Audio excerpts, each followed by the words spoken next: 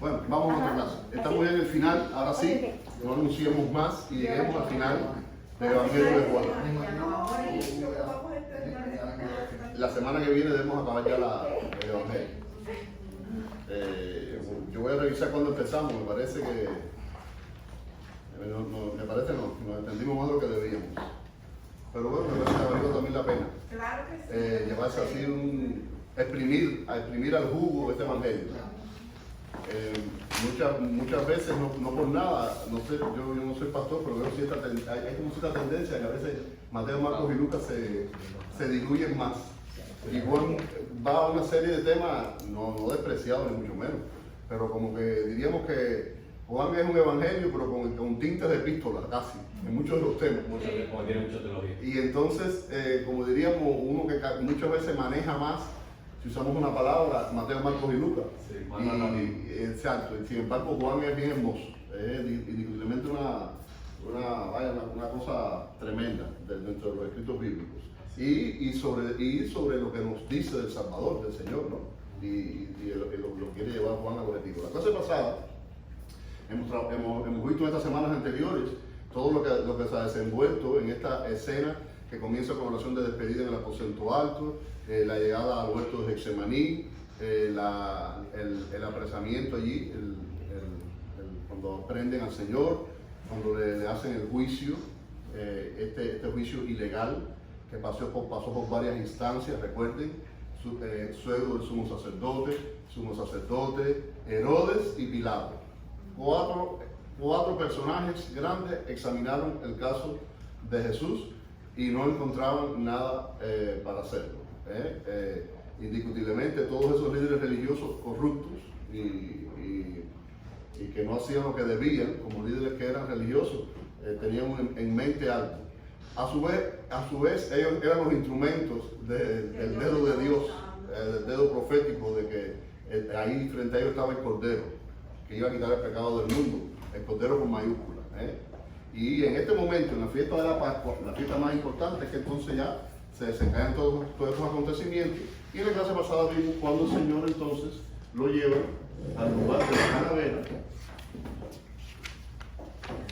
un lugar allí a las afueras, después de haberlo golpeado, después de haberlo darle latigazo, después de haber puesto una corona de espinas, lo hacen cargar allí su cruz, aunque recibió ayuda de Simón de Cirene, y llega a este lugar que es el que tradicionalmente se piensa que fue donde el Señor es crucificado, allí en Jerusalén.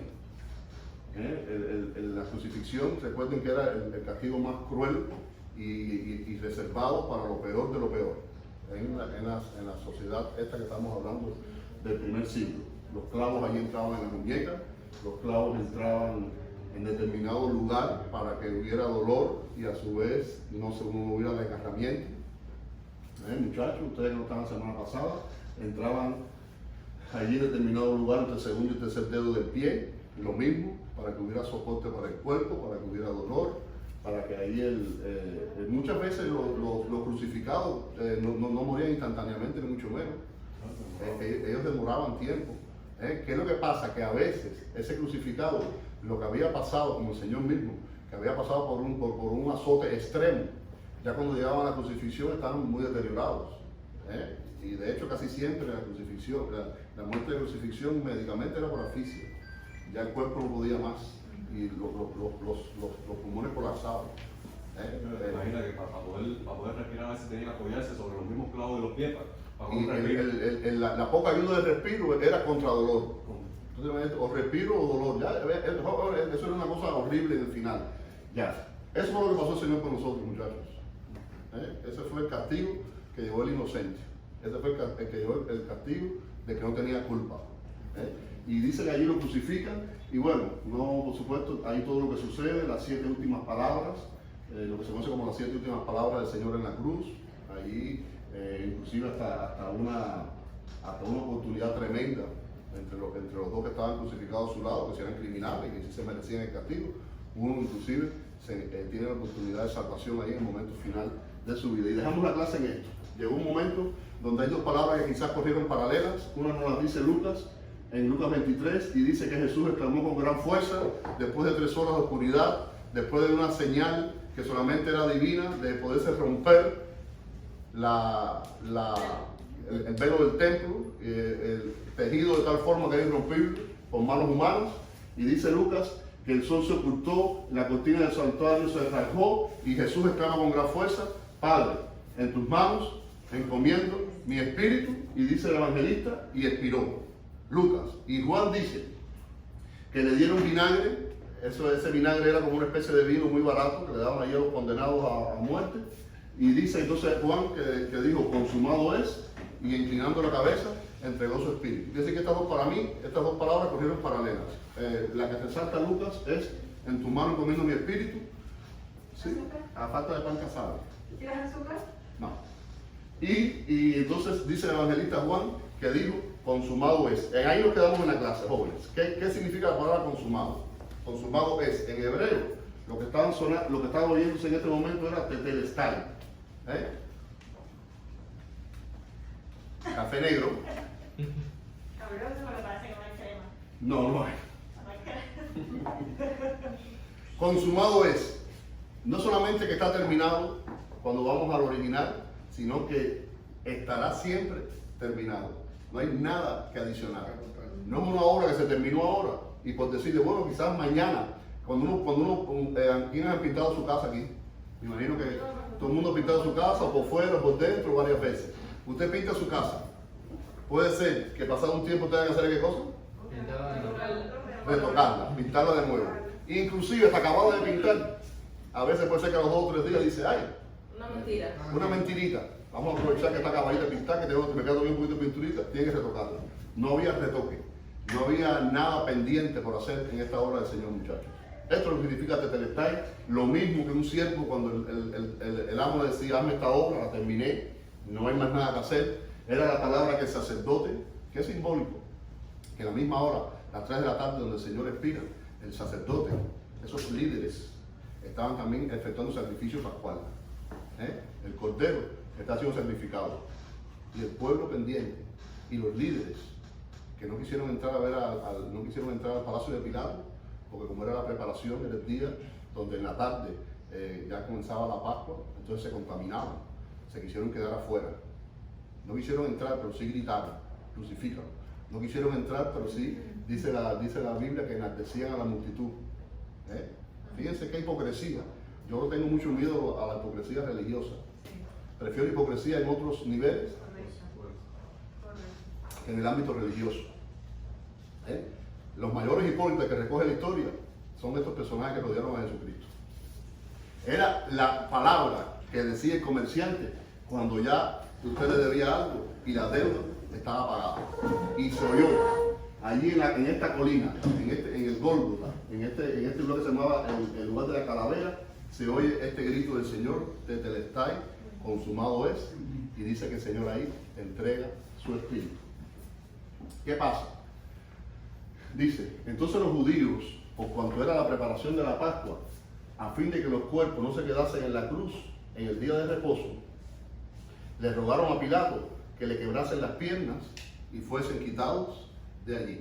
Le dijimos en la clase pasada que hubo un evento que hay historiadores que piensan, hay estudiosos bíblicos, que cuando Jesús tiene que cargar su cruz, y se piensa que era aproximadamente 1 milla de camino de donde pronunció el juicio Pilato, le dijo: bueno, pues ya, aquí tienen su rey, crucifíquenlo, hasta el Gólgota. ¿Por qué llaman a Simón de Cirene, un hombre que pasaba? Y como bien dijo la hermana Mera, y algunos estudiosos piensan de que estaban muy preocupados que todo sucediera y no se les complicara la celebración de la Pascua. Y en el estado débil en que estaba el Señor, cargar 1 milla a la cruz podía tomarse tiempo. Y como había mucho apuro, porque comenzara la festividad y religiosamente observaran la Pascua y después la fiesta de los 7 días de los panes sin levadura, es que toman a Simón de Cirene: ayúdalo, vamos, y va hasta ahí, hasta la cruz. Bueno, pues mira aquí también, dice que le rogaron a Pilato de que les quebrasen las piernas para que fuesen quitados de allí. Querían apresurar, porque les digo, los crucificados no morían instantáneamente, ni mucho menos.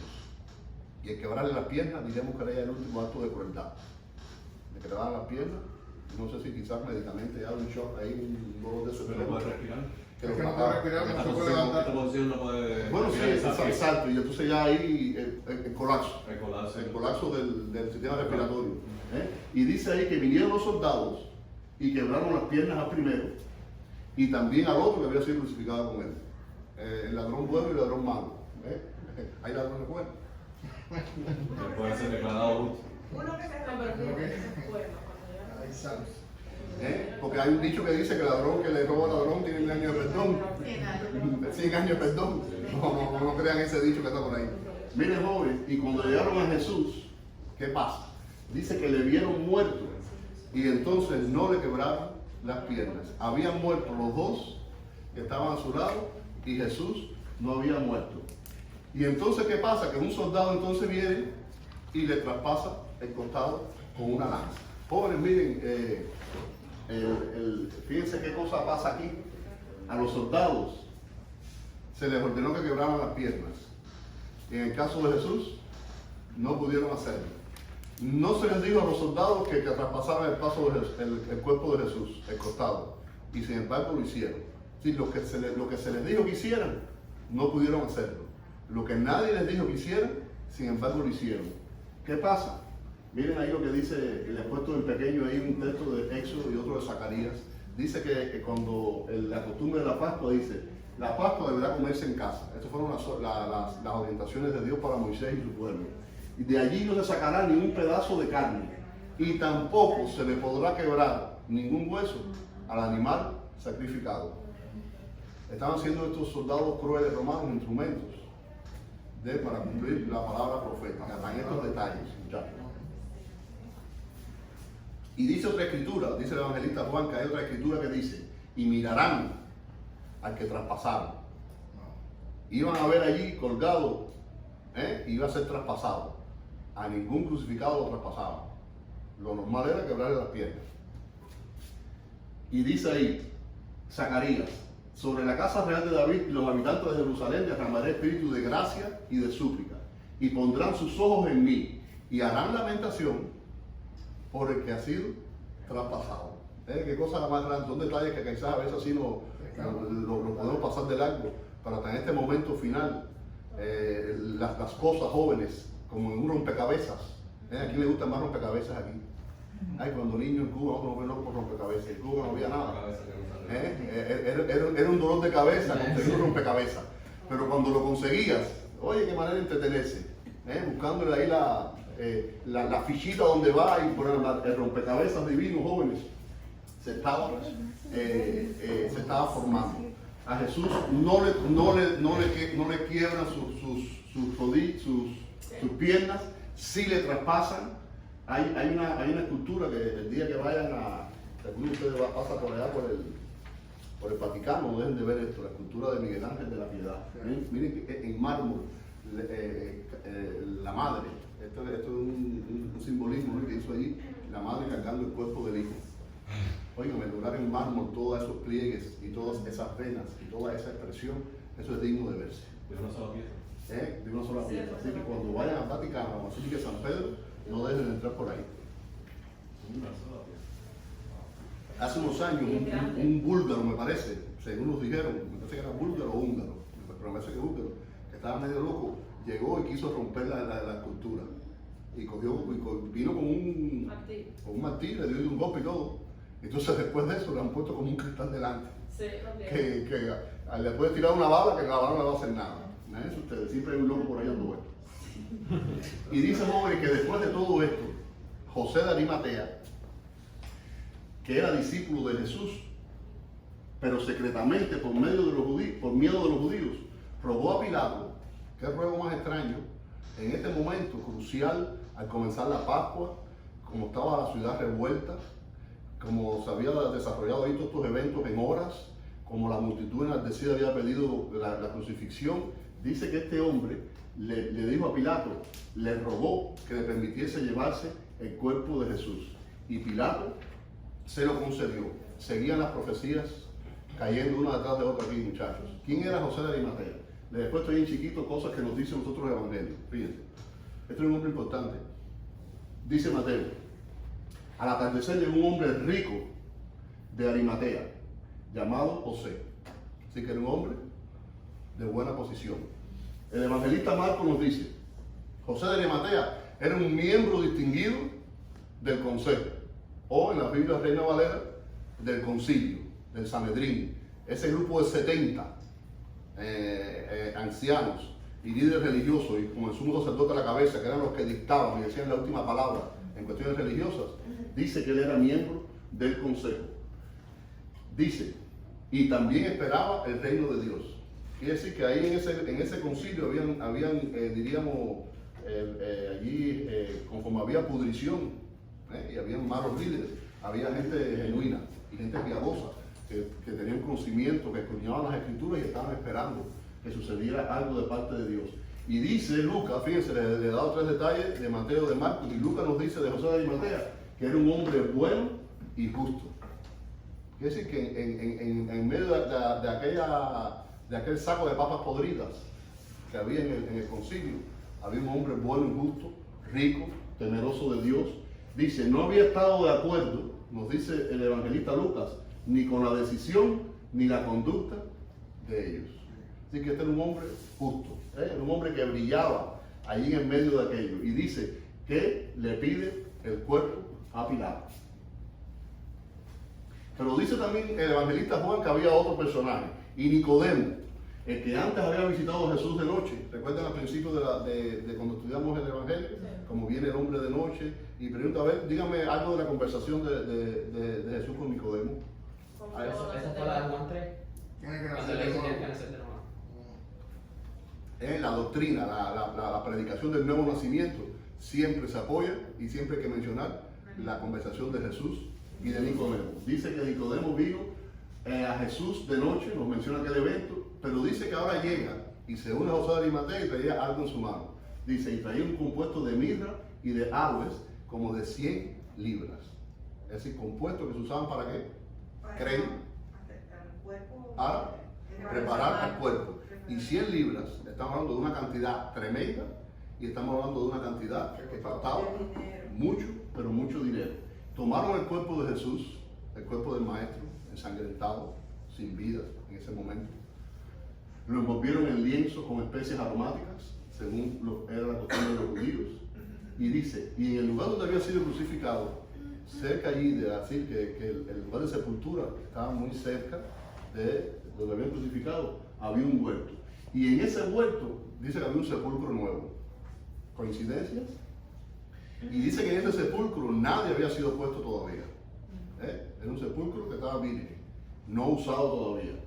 Y dice ahí, Mateo 27, les insertado un pedacito ahí, y lo puso en un sepulcro nuevo de su propiedad que había cavado en la roca. ¿El sepulcro era de quién?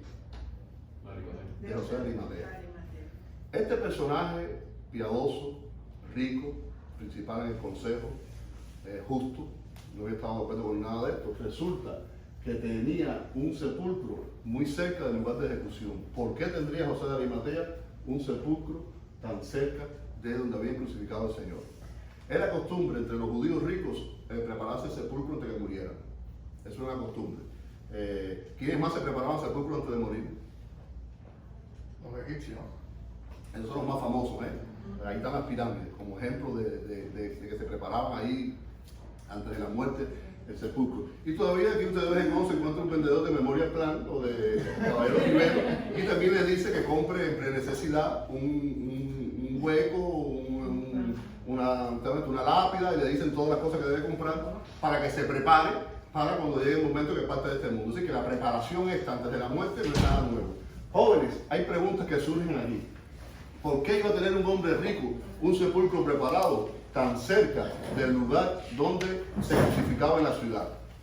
Quizás lo lógico y lo normal hubiera sido que él, si estaba previendo para su muerte un sepulcro, lo hiciera lejos de este lugar. Porque iban a querer ahí que cuando alguien muriera de su familia o él mismo fueran a verlo allí, y cerca allí estaban los gritos de los crucificados y la chumpa que pasaba y que se burlaba, porque al Señor lo crucifican en el Gólgota y crucificaron a muchos más allí. Eso no fue que lo estrenaron para Jesucristo y los dos ladrones. Así que, ¿por qué buscar un lugar nuevo cerca del lugar de ejecución? Diríamos el lugar más vil de toda la ciudad era el Gólgota. ¿Por qué él que tenía posición no se hizo la tumba en otro lugar lejano de esto? Imagínese usted que usted vaya a ver un ser querido del cementerio y el cementerio esté al lado de un bar, de una discoteca. Digo, si usted tiene posición y dinero, ¿haría eso? Indiscutiblemente yo no voy al cementerio a ver a nadie, pero el que vaya, va a ver al cementerio, va a llevar flores y una borrachera al lado mío y la música. Miren, jóvenes, indiscutiblemente este hombre se había preparado y yo pienso y escritores estudiosos piensan que de forma divina allí este hombre conocía escrituras como esta. Con los ricos. Sí, pero no la puse aquí. Y con los ricos fue en su muerto. Quizás estaba un slide más allá. Y había dicho, voy a preparar el lugar para cuando el Señor muera. ¿Y por qué Nicodemo trae 100 libras de preparación del compuesto que se usaba para preparar a los muertos? En ese día, que era víspera de Pascua, los comerciantes ya cesaban muy temprano. El comercio ya todo el mundo se recogía para prepararse para la festividad que venía. Sin embargo, Nicodemo, muchos piensan lo tenían preparado desde antes. Estos hombres se piensa que habían escudriñado, habían buscado. Quizás Nicodemo había recordado en Juan 3:14 cuando Jesús le dijo, como Moisés levantó la serpiente en el desierto, es necesario que el Hijo del Hombre también sea levantado. Una referencia al levantamiento en la cruz. Jóvenes, y parece ser que estos dos hombres, estos dos discípulos que estaban funcionando, diríamos, como que en la sombra, uno se ocupó de preparar un lugar nuevo para su maestro, no para él, y el otro se ocupó de tener listo las especies aromáticas. Sabían, como buenos judíos que eran y líderes, que a las 3 de la tarde era la hora donde se sacrificaba el Cordero Pascual. Y quizás interpretaron, no es acertado pensar, que a esa misma hora el Cordero de Dios, con mayúsculas, iba también a ser sacrificado. Y estaban cerca del lugar de ejecución.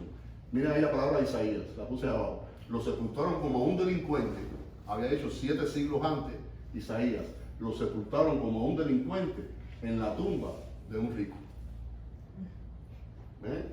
Pero él no había hecho mal alguno. Jamás había pronunciado una palabra perversa.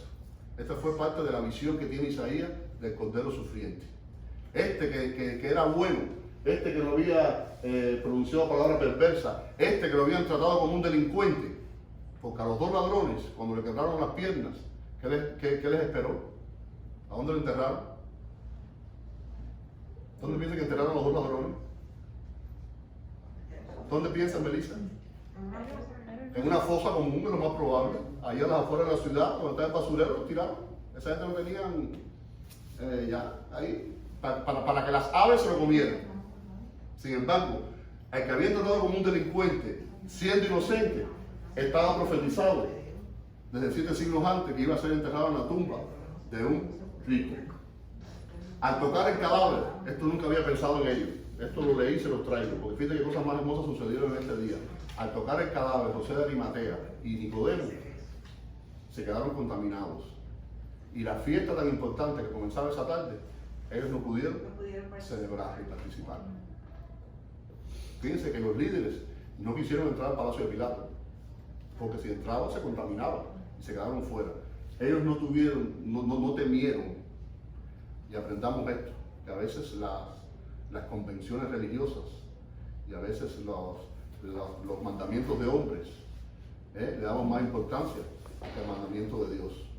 Estos hombres dejaron a un lado toda la ley, la tradición y todo lo que como buenos religiosos aprendían y enseñaban, y prefirieron tocar el cuerpo de un cadáver y prefirieron contaminarse y darle la sepultura que había estado profetizada.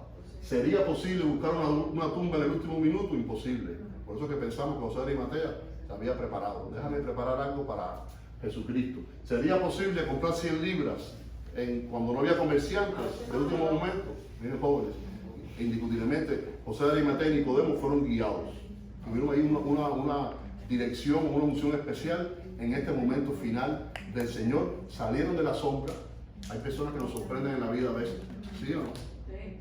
Y hay personas que usted no se espera, y a veces las sorpresas vienen por las dos formas. A veces nos sorprenden para mal, pero a veces nos sorprenden para bien. Y salieron de la sombra estos dos discípulos ocultos, que cualquiera puede decirle, ocultos, temerosos, que por qué no se enfrentaban. Pero cuando todo el mundo estaba escondido y corriendo, Cuando los líderes estaban celebrando su Pascua, estos dos tocaron el cuerpo de un muerto, se contaminaron, se jugaron a ir a Pilato y pedirle el cuerpo de un nazareno, de un vil judío que estaba crucificado, se jugaron con los líderes religiosos, con sus compañeros de concilio, con los otros 68 que se sentaban con ellos a decidir las cosas y decidieron darle la muerte, la sepultura que el Señor se merecía. Nunca había pensado en todos estos eventos que rodearon la sepultura del Señor. Uno los pasa del arco y dice, ay, la sepultura no fue ya, la resurrección. Se puede hacer el argumento de todos los discípulos, ellos eran los que más tenían para perder. No, y los discípulos estaban regados. No, ¿qué es lo que pasa? Que los discípulos, los que siempre llamamos discípulos, los apóstoles, todos estaban. Y estos eran ocultos, y gente importante. No, miren, no todo el mundo se juega su posición por Jesucristo. Aquí muchos, esos son discípulos de hace 20 siglos, los discípulos modernos, muchos en el tiempo moderno se enfrentan a cosas parecidas. O soy cristiano, o lo digo, o me comporto como tal, pero puede ser que ponga en algún problema mi situación en el trabajo, mi puesto, mi rol, mi posición. Fíjense, extrapolando, pero lo mismo. Esta gente se arriesgaron, José de Arimatea y Nicodemo. No, y un detallito, que mira cómo se puede, que mira cómo cambia, que Nicodemo, la primera vez que se acerca al Señor, dice que lo hace en la noche, o sea, él iba guardándose, como dirigente religioso se estaba cuidando, tenía su... Pero una vez que ya Cristo te liberta, ya no le da, ya no tienes miedo a hacerlo público y salir a hacer las cosas. Y en el momento difícil salieron a la luz. Salieron. La cruz está vacía. ¿Y la tumba? Porque lo pusieron ahora en una tumba nueva, labrada, cerca del lugar de ejecución. Vamos a ver qué pasa.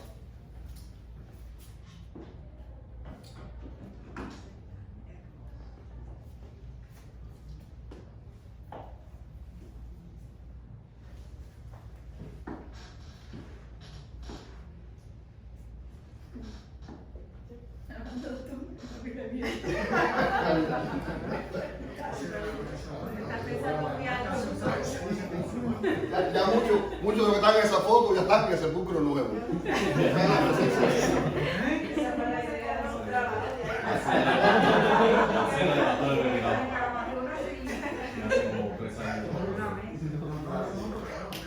Mira a ver si el dedito de uno de ustedes puede, porque a veces el dedo mío tiene... Está desgastado. Está desgastadito. Mira, si pueden ponerme aquí, pinchame aquí el 10. Sí. No, no, Es que está corriendo la pantalla del televisor. Si todavía el maestro no tiene todo lo tiene la Es que mente. estaba apagando la pantalla de yo. ¿Eh? Estaba corriendo acá para la pantalla del televisor. Pero ¿qué tengo que hacer? Corriendo a la derecha o a la izquierda, para que aparezca en la pantalla. No sé nada, no lo eso. Corre para el otro lado, aterrizar aquí en la pantalla. Mira, era una cabellita, sin contar.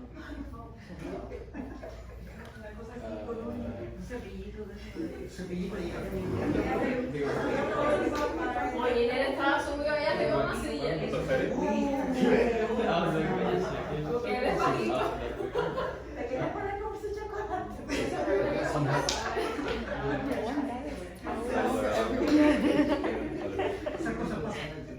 Ahora lo pongo en el otra vez.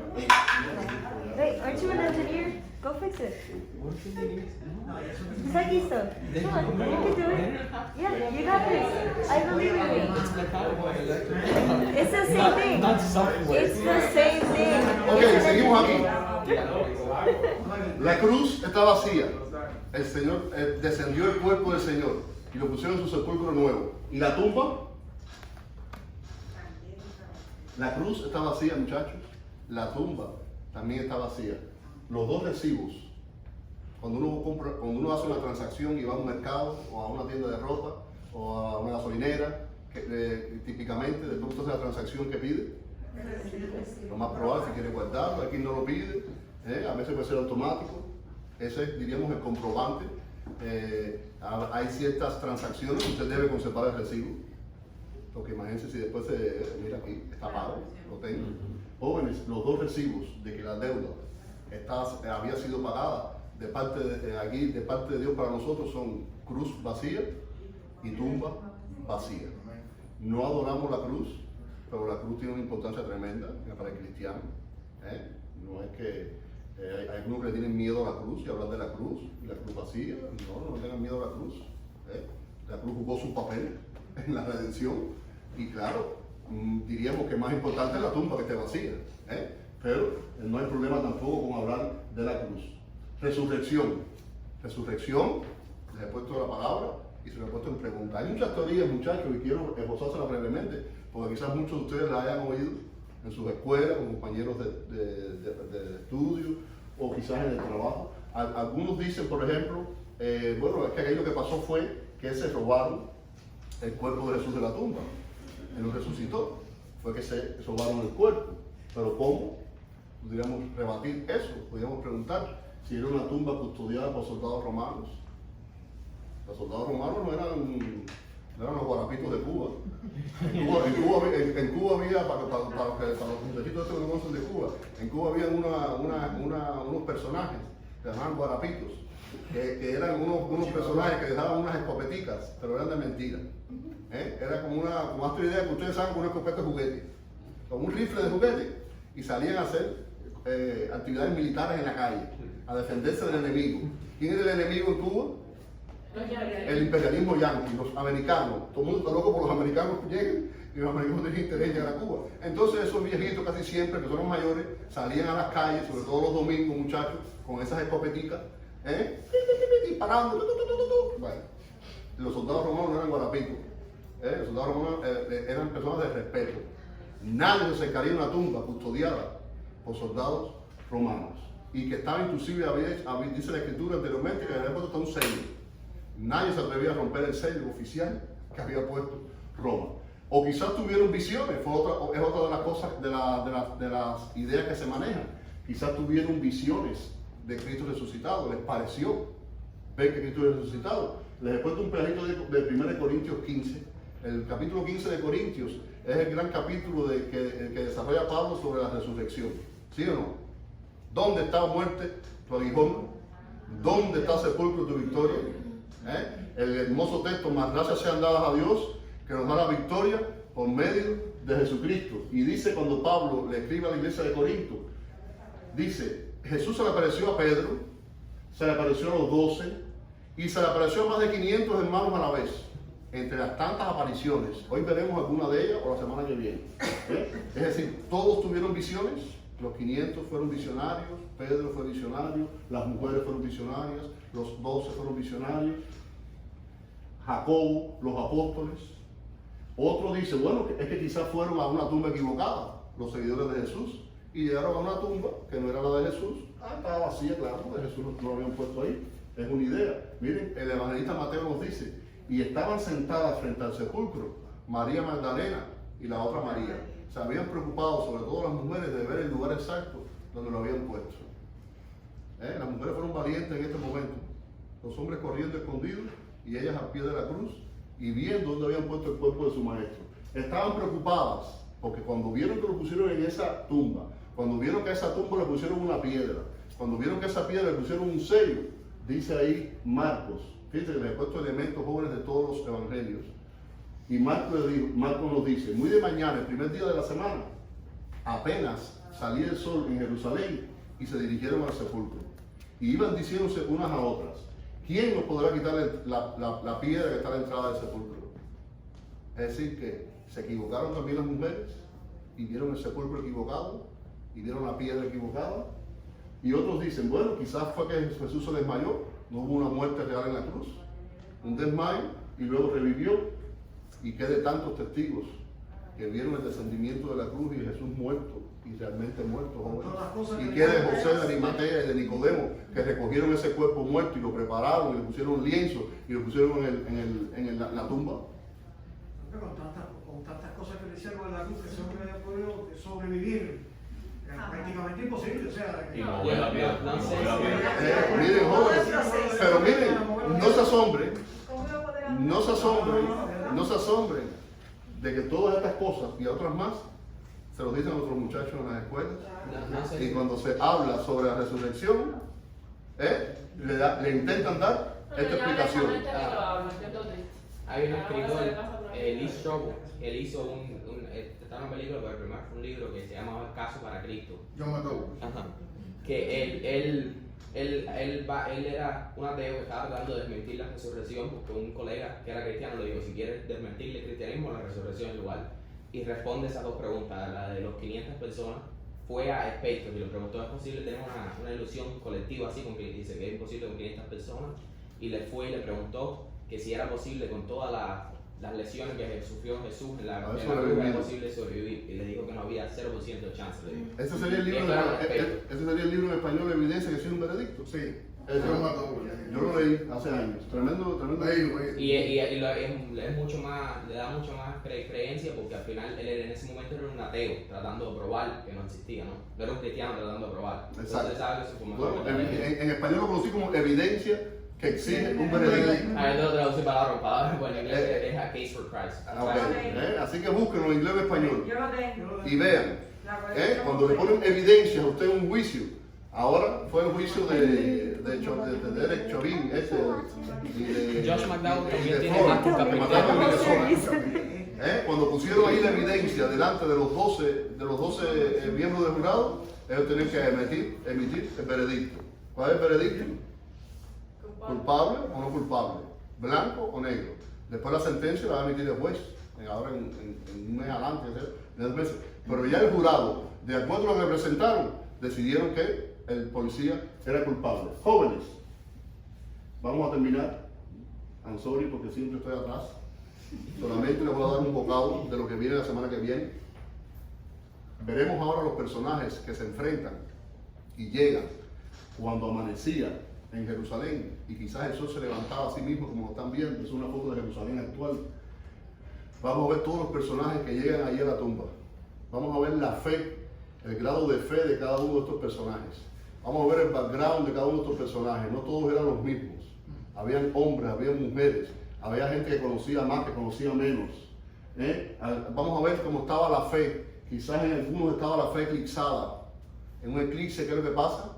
Cuando se pone allí delante del sol o de la luna, un objeto. Y entonces, ¿qué es lo que pasa? Entonces la luna, vemos que se oscurece, o si es un eclipse de sol, vemos que el sol se oscurece. O puede ser que para otros la fe comenzó a amanecer, y como se levantaban los rayos de sol en Jerusalén, también la fe comenzó a crecer en otros. O quizás la fe de otros comenzó a brillar, estaba oscura, estaba apagada, y de pronto la luz, conforme crecía la intensidad del sol, la luz también de este personaje creció. Otros lloraron, inclusive, estos avances sencillos de la semana que viene, inclusive ya el Señor se les aparece a sus seguidores y había un incrédulo. Y uno que a pesar de lo que le decían y los informes que oía, no creo, no quiero creer y no quiero creer. Así que los dejo con este sabor para la semana que viene. Vamos a orar. Bendecimos tu nombre, Padre, en este momento. Te damos la gloria y la honra a ti porque Jesucristo se levantó de los muertos. Y la fe de todos los cristianos esta mañana está fundamentada, Señor, en esto. Que esto sea la realidad que marque la diferencia y la vida de estos jóvenes y estos adultos. Que no teman